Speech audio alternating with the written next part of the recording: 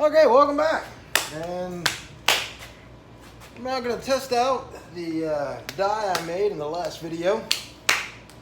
See how well my handle die works, my new handle die. I have an old one that I like to use on a regular basis. It's this one, but it's much bigger than the new one. So I want a little bit smaller width of a handle for smaller hand people.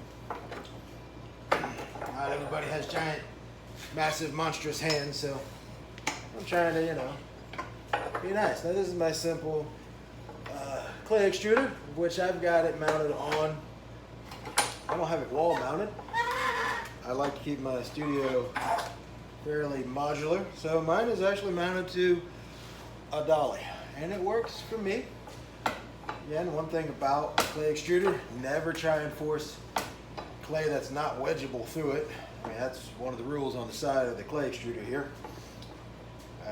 Don't hang from it, and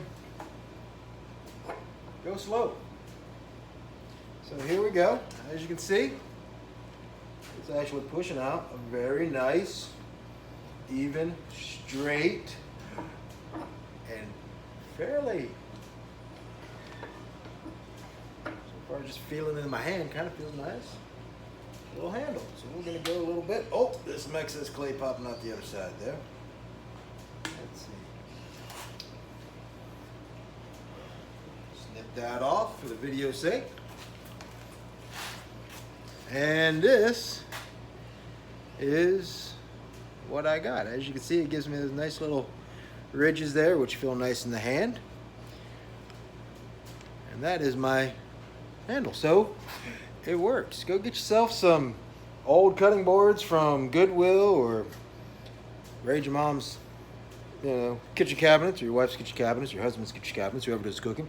Still, they're really thick plastic cutting boards.